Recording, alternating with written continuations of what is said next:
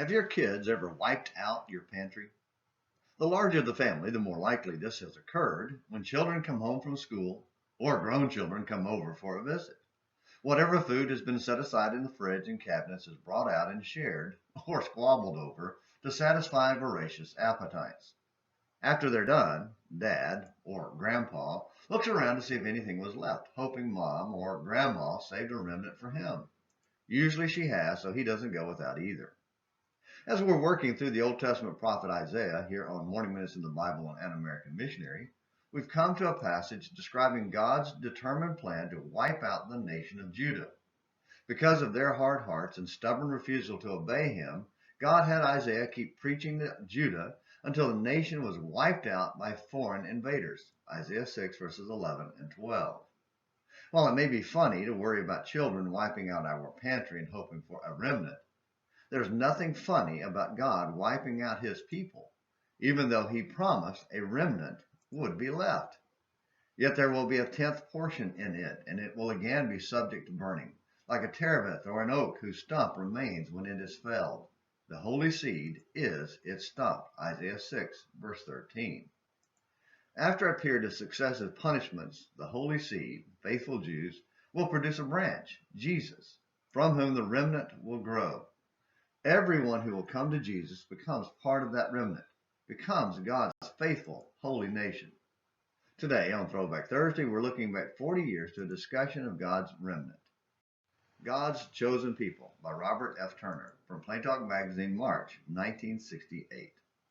When Adam and Eve were cast out of Eden, there were no chosen people, save in the mind of God. For 2,500 years, Ussher's inadequate chronology, God showed no special favor to any one nation. But God planned to bring his son to earth to be born of woman, to die for man's redemption. Jesus must be of some family, some race, and God did not so honor an existing nation, but chose to build a special people, prepared both physically and spiritually, through which his son would come to fulfill his purpose. Abraham, a Chaldean, was chosen as father of this special people because of his faithfulness. He was called from his homeland, and he and his descendants lived a nomadic life, having little contact with other nations, and forbidden to intermarry with them. Abraham's grandson Jacob was given the name Israel, and his descendants were known as Israelites. Following Joseph into Egypt, they were made bondservants there and welded together in hardship. Generations later, God allowed Moses to lead them to freedom and gave them special spiritual and national laws, basis for a theocracy which God had planned. Joshua led the people into the promised land where they were first ruled by judges, then as a full-fledged united kingdom under kings Saul, David, and Solomon. God's land covenant with these people was conditional, Joshua 23 verses 14 and following. And because they were unfaithful, they were scattered, Jeremiah 18 verse 5 through 19 verse 10. Had it not been for God's promise to save a remnant, they would have been utterly destroyed, Isaiah 1 verses 2 through 9, 10 verses 20 and 21.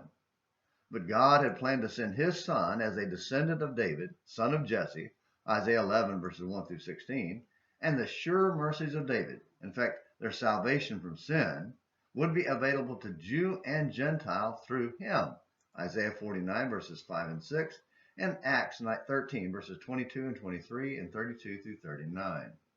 Note that Gentiles would have redemption at the same time and by the same Savior as the remnant, Joel 2, 28 through 32, Acts 2, 16 through 41.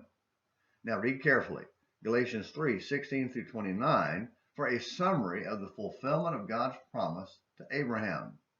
The literal Jews were chosen to bring Christ to the world, but all followers of his are Abraham's seed, figuratively, and heirs according to the promise. Genealogies of the literal children of Abraham are long lost.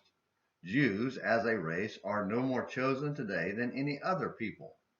They forfeited that place through lack of faith.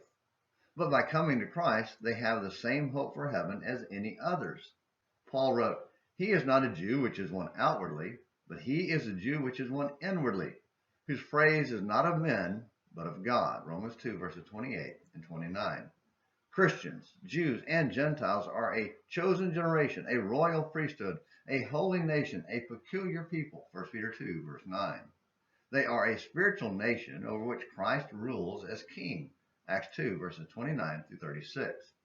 This is the kingdom that was at hand during Christ's personal ministry, Matthew 16, verses 18 and 19, and verse 28, also Mark 9, 1, and Acts 1, 8. In the first century, the Colossians had been translated into that kingdom, chapter 1, verses 12 and 13, and the Philippians were told their citizenship was in heaven, chapter 3, verse 20. God's chosen, his elect, are all who come to Christ for salvation, Ephesians chapter 1.